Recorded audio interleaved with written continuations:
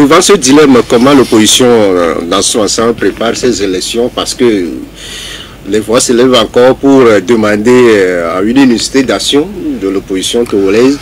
Professeur Olukomi, c'est vrai que le PSR a participé à plusieurs regroupements. Actuellement, vous êtes dans le GMC aujourd'hui. Est-ce qu'une union de l'opposition est encore possible, comme le disent les citoyens? Vous savez, pour moi, dans une certaine mesure, c'est une déception. Et je vais dire que... Le regroupement? Bien évidemment. Vous avez parlé du GMC.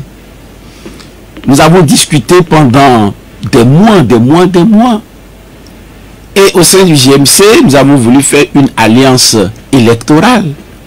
Et avec la société civile qui nous a aidés, en quelque sorte, à préparer une liste. Nous étions pratiquement à la veille de notre conférence de presse pour présenter cette liste telle qu'elle est conçue. Et en tout cas, après discussion et concertation avec la société civile. Moi, je n'étais pas au Togo. Durant tout le mois de janvier, pratiquement, j'étais à Abidjan pour les enseignements. Et c'est là où j'étais quand on m'a envoyé le message pour dire que l'alliance n'existe plus.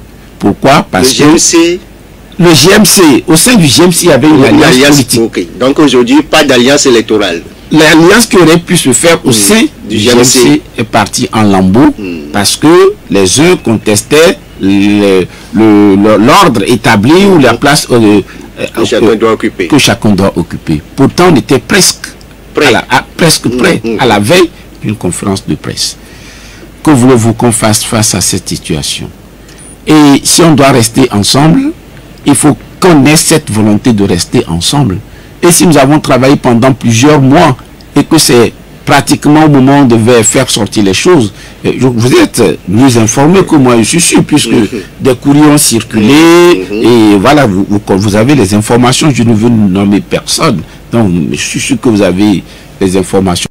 Donc, je ne vois plus vraiment comment faire les choses. Nous ne fermons pas les portes, mais des discussions, des réunions sur réunions, et parfois lorsque vous vous rendez compte que vous abandonnez certaines activités, j'ai parfois des cours que je reporte pour aller à des réunions, et finalement toutes ces réunions vous vous rendez compte qu'elles ne servent pas à grand chose. On sent quand même une déception à vous, professeur Olukomi, mais au-delà de tout, irez-vous seul à ces élections, le PSR?